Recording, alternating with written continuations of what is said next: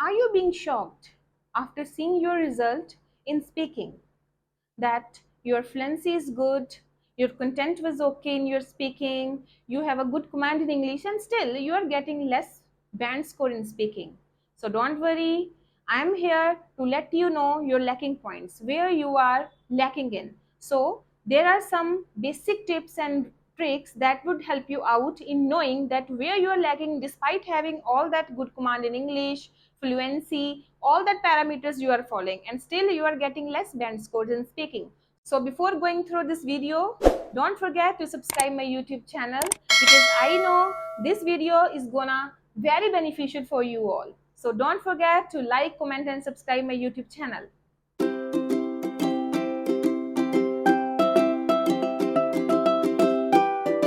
So ਸਭ ਤੋਂ ਪਹਿਲੀ ਚੀਜ਼ ਜੋ ਤੁਸੀਂ ਆਪਣੇ ਧਿਆਨ ਦੇ ਵਿੱਚ ਰੱਖਣੀ ਹੁੰਦੀ ਹੈ while you're speaking, that is about your hands. ਕੀ ਤੁਸੀਂ ਸਪੀਕਿੰਗ ਦੇ ਰਹੇ ਹੋ ਤੇ ਨਾਲ ਆਪਣੇ ਹੈਂਡ ਦੀ ਮੂਵਮੈਂਟ ਕਰ ਰਹੇ ਹੋ? ਸਟੂਡੈਂਟ, ਇਹ ਬਹੁਤ ਜ਼ਿਆਦਾ ਬੈਡ ਇਫੈਕਟ ਪਾਉਂਦੀ ਹੈ ਆਪਣੇ ਬੈਂਡ ਸਕੋਰ ਦੇ ਉੱਪਰ, ਬਿਕਾਜ਼ ਸਮ ਟਾਈਮ ਆਪਾਂ ਇਰਰੈਲੇਵੈਂਟ ਤਰੀਕੇ ਦੇ ਨਾਲ ਆਪਣੀ ਹੈਂਡ ਦੀ ਮੂਵਮੈਂਟ ਦਿੰਦੇ ਆ। ਫੋਰ ਐਗਜ਼ਾਮਪਲ, ਤੁਹਾਨੂੰ ਕੁਐਸਚਨ ਪੁੱਛਿਆ ਜਾਂਦਾ ਹੈ, what is your future plan, and ਤੁਸੀਂ ਆਨਸਰ ਦਿੰਦੇ ਹੋ I want to go abroad. what is this, where is abroad? ਸੋ ਇਸ ਤਰ੍ਹਾਂ ਦੀਆਂ ਇਰਰੈਲੇਵੈਂਟ ਜਿਹੜੀ ਤੁਸੀਂ ਮੂਵਮੈਂਟਸ ਕਰ ਰਹੇ ਹੋ ਹੈਂਡਸ ਦੀਆਂ, ਇਹ ਤੁਹਾਡੇ ਬੈਂਡ ਦੇ ਇੱਕ ਕਾਰਨ ਹੁੰਦੀਆਂ ਡਿਡਕਟ ਕਰਵਾਉਣ ਦੀਆਂ। So you can keep your hands either on table ਔਰ ਔਨ ਯੂਰ ਲੈਪ। ਸੋ ਇਹ ਚੀਜ਼ ਨੂੰ ਆਪਣੇ ਧਿਆਨ ਦੇ ਵਿੱਚ ਰੱਖਣਾ ਹੈ ਕਿ ਆਪਾਂ ਹੈਂਡ ਮੂਵਮੈਂਟਸ ਬਿਲਕੁਲ ਨਹੀਂ ਕਰਨੀਆਂ।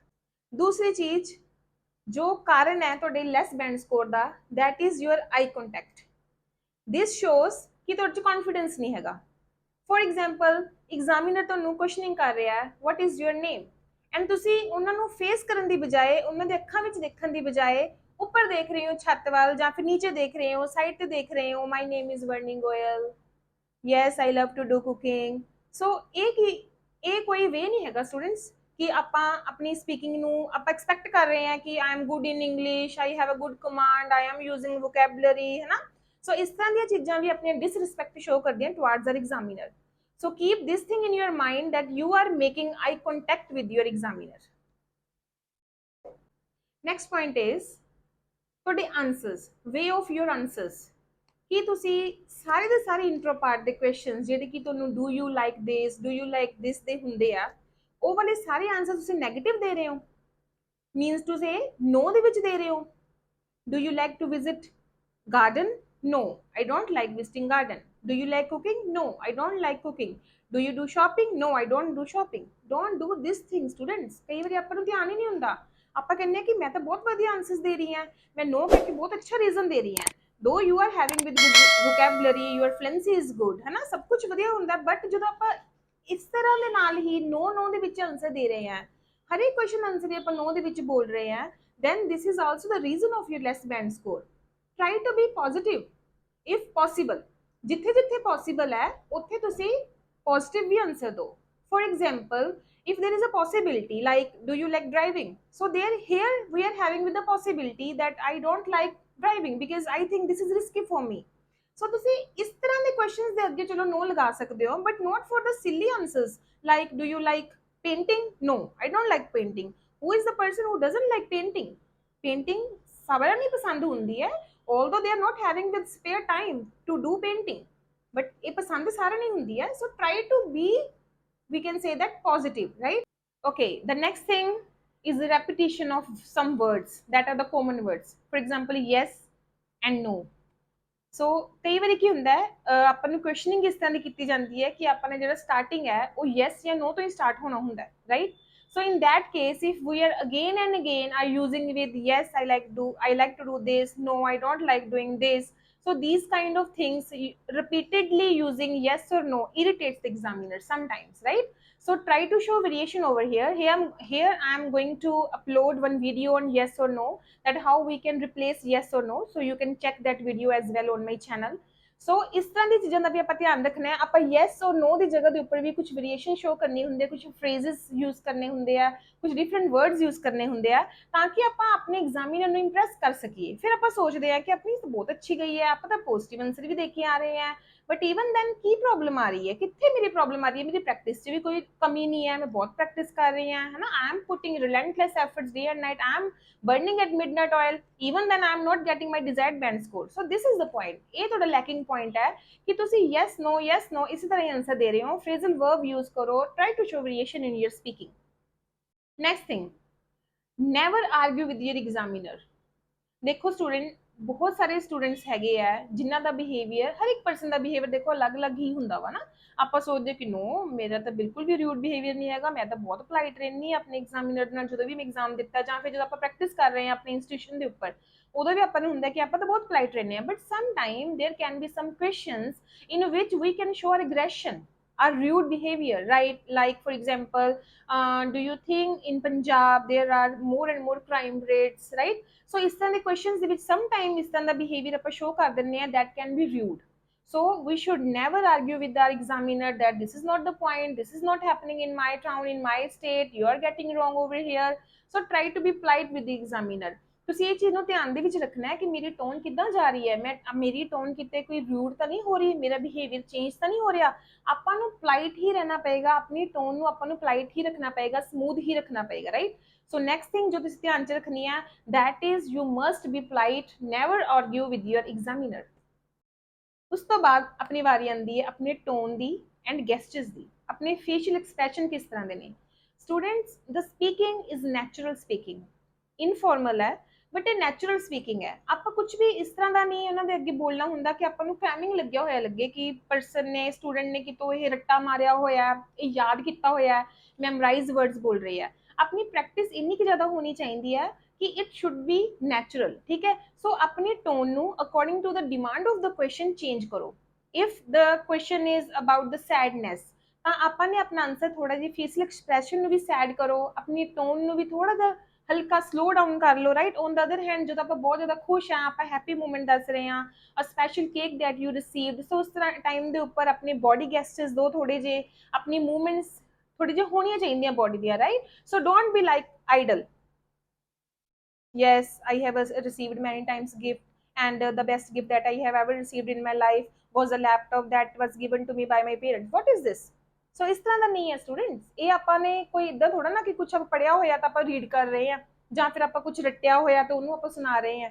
ਸੋ this is not about your schooling that you have done, ਕਿ ਆਪਾਂ ਉਦੋਂ ਕੀ ਕਰਦੇ ਸੀ, ਕੁਐਸਚਨ ਨੂੰ ਯਾਦ ਕਰਦੇ ਸੀ ਐਂਡ ਆਫਟਰ ਦੈਟ ਆਪਾਂ ਉਸੇ ਤਰ੍ਹਾਂ ਇਹਨੂੰ ਸੁਣਾ ਦਿੰਦੇ ਸੀ ਲਾਈਨ ਵਾਈਜ਼, ਰਾਈਟ? ਸੋ ਜਿਹੜੀ ਸਪੀਕਿੰਗ ਹੈ ਦੈਟ ਇਜ਼ ਨੈਚੁਰਲ ਸਪੀਕਿੰਗ. ਜੋ ਕੁਝ ਵੀ ਤੁਹਾਡੇ ਮਾਈਂਡ ਦੇ ਵਿੱਚ ਆ ਰਿਹਾ ਉਹਨੂੰ ਨੈਚੁਰਲ ਵੇ ਦੇ ਵਿੱਚ ਉਹਨੂੰ ਫੀਲ ਕਰਕੇ ਬੋਲੋ.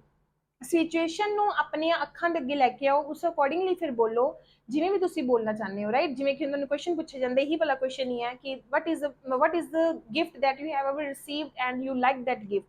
Well, I have received a lot of gifts in my life, and today I'm going to talk about a gift that I received from my father, and that was a laptop. Actually, this was the last time period, like that. Okay, the next mistake is during your cue card. Q card ਦੇ time ਦੇ ਉੱਪਰ ਤੁਹਾਨੂੰ ਸਭ ਨੂੰ ਪਤਾ ਹੀ ਹੈ ਕਿ ਆਪਾਂ ਨੂੰ 1 ਮਿੰਟ ਮਿਲਦਾ ਹੈ. 1 ਮਿੰਟ ਦੇ ਵਿੱਚ ਆਪਾਂ ਕਿਊ ਕਾਰਡ ਨੂੰ ਪ੍ਰਿਪੇਅਰ ਕਰਨਾ ਹੁੰਦਾ ਹੈ and examiner offer us one pen and paper, right? ਉਹ ਪੈਨ ਐਂਡ ਪੇਪਰ ਦੇ ਉੱਪਰ ਆਪਾਂ ਕੁਝ ਨਾ ਕੁਝ ਨੋਟਸ ਬਣਾਉਣੇ ਹੁੰਦੇ, ਇਸ ਕਰਕੇ ਆਪਾਂ ਨੂੰ ਹੈਲਪ ਦੇ ਲਈ ਦਿੱਤਾ ਜਾਂਦਾ ਹੈ ਤਾਂ ਕਿ ਥਰੂ ਆਊਟ ਦ ਸਪੀਕਿੰਗ, ਜਦੋਂ ਆਪਾਂ ਸਪੀਕਿੰਗ ਕਰ ਰਹੇ ਹਾਂ, ਕਿਊ ਕਾਰਡ 2 ਮਿੰਟ ਬੋਲ ਰਹੇ ਹਾਂ, we can take the help of that note, ਠੀਕ ਹੈ? ਸੋ ਸਟੂਡੈਂਟ ਜਿਹੜਾ 1 ਮਿੰਟ ਆਪਾਂ ਨੂੰ ਦਿੱਤਾ ਜਾਂਦਾ ਹੈ, ਸੋ ਸਮ ਟਾਈਮ ਕੀ ਹੁੰਦਾ ਹੈ, ਉਹ 1 ਮਿੰਟ ਦਿੱਤਾ ਜਾਂਦਾ ਹੈ ਕਿ ਸਟੂਡੈਂਟ ਉਸ ਚੀਜ਼ ਨੂੰ ਪ੍ਰਿਪੇਅਰ ਕਰ ਲੈਣ ਕਿਊ ਕਾਰਡ ਨੂੰ. ਬਟ ਆਪਾਂ ਕੀ ਕਰਦੇ ਹਾਂ ਕਿ ਆਪਾਂ ਸ਼ੁਰੂ ਕੀਤਾ and later on we just sit idle like that. I'm ready, shall I start? ਆਪਾਂ ਆਪਣੇ ਆਪ ਹੀ ਪੁੱਛਣ ਲੱਗ ਜਾਂਦੇ ਐਗਜ਼ਾਮੀਨਰ ਨੂੰ ਕਿ ਮੈਂ ਸਟਾਰਟ ਕਰਦਾ, I am ready. So this thing shows that you are overconfident. If there is 1 minute policy, then you have to take that complete 1 minute to get prepared for your speaking, for your topic, for your cue card. Never show that I am fully prepared for that, I am expert like that, है ना?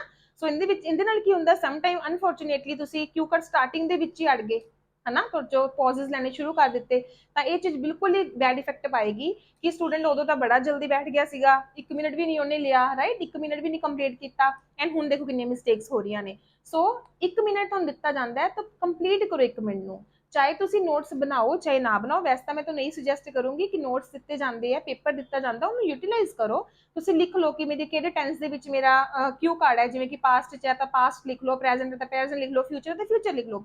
ਇਸ ਤੋਂ ਇਲਾਵਾ ਤੁਸੀਂ ਲਿਖ ਸਕਦੇ ਹੋ ਜਿਵੇਂ ਕਿ ਕੋਈ ਵੋਕੈਬਲਰੀ ਜਾਂ ਫਿਰ ਕੋਈ ਸਟਾਰਟਿੰਗ ਲਾਈਨ ਛੋਟੀ ਜਿਹੀ ਕੋਈ ਵਰਡ ਲਿਖਣਾ ਹੋਵੇ ਉਹ ਲਿਖ ਸਕਦੇ ਹੋ, ਵੋਕੈਬਲਰੀ 2-3 ਵਰਡਸ ਲਿਖ ਲਓ एंड इस तो इलावा तुसी जिवें कि अपना पास्ट प्रेजेंट फ्यूचर लिख सकते हो ताकि तुहाडी हेल्प रहे ਜਦੋਂ ਵੀ ਤੁਹਾਡਾ ਧਿਆਨ ਨੀਚੇ ਪਵੇ ਨੋਟਸ ਦੇ ਉੱਪਰ ਤੁਹਾਨੂੰ ਯਾਦ ਰਵੇ ਕਿ ਮੈਂ ਪਾਸਟ ਦੇ ਵਿੱਚ ਬੋਲਣਾ ਹੈ ਰਾਈਟ ਸੋ ਆਪਾਂ ਨੂੰ ਯੂਜ਼ ਕਰਨਾ ਚਾਹੀਦਾ ਉਹ ਚੀਜ਼ ਨੂੰ ਬਟ ਸਮ ਟਾਈਮ ਆਪਾਂ ਕੀ ਕਰਦੇ ਆ ਕਿ ਆਪਾਂ ਬਿਲਕੁਲ ਹੀ ਇਸ ਤਰ੍ਹਾਂ ਓਵਰ ਕੌਨਫੀਡੈਂਟ ਹੋ ਕੇ ਕਹਿ ਦਿੰਦੇ ਕਿ ਓਕੇ ਸ਼ੈਲ ਆਈ ਸਟਾਰਟ 1 ਮਿੰਟ ਹੈ ਸੋ ਉਹ ਵੀ ਇੱਕ ਔਕਵਰਡ ਐਕਸਪ੍ਰੈਸ਼ਨ ਦਿੰਦੇ ਆ ਆਪਾਂ ਨੂੰ ਕਿ are you ready for that ठीक है इस तो बाद एक चीज होर आप ध्यान च रखनी है जो अपने 1 मिनट कंप्लीट हो जाता है राइट उस तो बाद आप करते हैं we start returning that card to our examiner right आप अपने टीचर ਨੂੰ अपने एग्जामिनर ਨੂੰ ਉਹ ਜਿਹੜਾ ਕਿਊ ਕਾਰਡ ਆਪਾਂ ਨੂੰ ਦਿੱਤਾ ਜਾਂਦਾ ਹੈ ਉਹ ਬੁੱਕ ਦਿੱਤੀ ਜਾਂਦੀ ਹੈ ਉਹਨੂੰ ਆਪਾਂ ਰਿਟਰਨ ਕਰਨਾ ਸ਼ੁਰੂ ਕਰ ਦਿੰਦੇ ਹਾਂ after that we start speaking our cue card so never do that ਇਸ ਤਰ੍ਹਾਂ ਨਹੀਂ ਕਰਨਾ examiner may ask you after the completing of your cue card for that booklet for that cue card examiner ਤੁਹਾਨੂੰ ਖੁਦ ਪੁੱਛੇਗਾ ਖੁਦ ਕਹੇਗਾ ਉਹ ਵਾਪਸ ਲੈਣ ਦੇ ਲਈ ਤੁਸੀਂ ਖੁਦ ਨਹੀਂ ਦਿੰਦੇ ਐਵੇਂ ਬੋਲਣਾ ਸ਼ੁਰੂ ਕਰ ਦੇਣਾ ਸੋ just keep calm yourself keep yourself calm and अपना स्टार्ट कर दो आफ्टर 2 मिनट्स ਉਹਨਾਂ ਦੀ ਮਰਜ਼ੀ ਹੈ ਜੋ ਤੁਹਾਨੂੰ ਸਟਾਪ ਕਰ ਰਿਹਾ and after that he will take you back from he will take that cue card back from you right student so ਇਹ ਚੀਜ਼ ਨੂੰ ਧਿਆਨ ਰੱਖਣਾ ਹੈ and the last thing that you must keep in your mind never ask for your feedback ਆਪਾਂ feedback ਕਦੇ ਨਹੀਂ ਪੁੱਛਣੀ ਹੁੰਦੀ feedback ਦਾ ਮਤਲਬ ਸਮਝਦੇ ਹੋ how was my speaking sir was it good sir ਬੜੇ ਔਖੇ ਹੋ ਕੇ ਬੈਂਡ ਪੈਸੇ ਭਰੇ ਪੇਪਰ ਦੇ sir please ਬੈਂਡ ਸਕੋਰ ਦੇ ਦਿਓ sir 4 ਵਾਰੀ ਹੋ ਗਿਆ 5 ਵਾਰੀ ਹੋ ਗਿਆ never students ਇਦਾਂ ਕਦੇ ਵੀ ਨਹੀਂ ਆਪਾਂ ਇਮੋਸ਼ਨਲ ਕਰ ਸਕਦੇ ਰਾਈਟ ਸੋ ਇਸ ਤਰ੍ਹਾਂ ਦੀ ਇੰਪ੍ਰੈਸ਼ਨ ਪਾ ਕੇ ਆਪਾਂ ਆਪਣੇ ਐਗਜ਼ਾਮੀਨਰ ਨੂੰ ਇੰਪ੍ਰੈਸ ਨਹੀਂ ਕਰ ਸਕਦੇ ਆ ਰਾਈਟ ਸੋ ਇਸ ਤਰ੍ਹਾਂ ਦੇ ਐਕਸਪ੍ਰੈਸ਼ਨਸ ਨਹੀਂ ਯੂਜ਼ ਕਰਨੇ ਕੋਈ ਫੀਡਬੈਕ ਨਹੀਂ ਪੁੱਛਣੀ ਜੋ ਤੁਹਾਡੀ ਤੁਸੀਂ ਸਕਿੱਲ ਆਪਣੀ ਸ਼ੋ ਕੀਤੀ ਹੈ ਤੁਹਾਨੂੰ ਉਸੇ ਸਕਿੱਲ ਦੇ ਹੀ ਬੈਂਡ ਸਕੋਰ ਮਿਲਨੇ ਆ right never say good bye sir have a nice day nice to meet you good night good morning good evening at the last of the cue speaking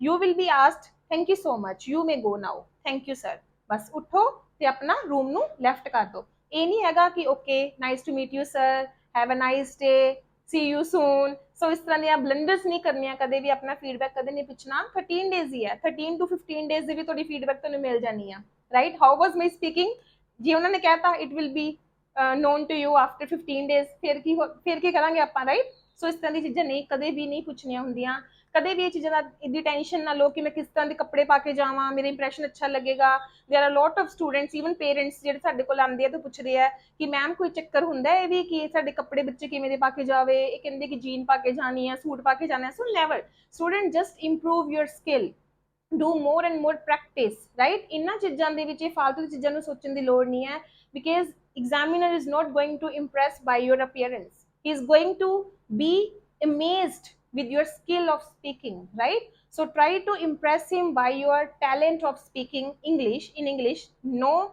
any kind of other thing that you should bother right so I hope कि ये वाली speaking दी video तुहानू बहुत beneficial लगी होएगी सो इसी तरह दी ही videos मैं तुहाडे लई अपलोड करदी रहांगी सो तुसी भी मैनू मोटिवेट करन दे लई इंस्पायर करन दे लई जरूर कमेंट करया करो मैनू लाइक करया करो मेरे चैनल नू एंड सबसक्राइब करना बिल्कुल ना भुल्लो ते अपने फ्रेंड्स दे नाल जो आइल्स कर रहे ने उन्हां नाल मेरा चैनल जरूर शेयर करो thank you so much student thank you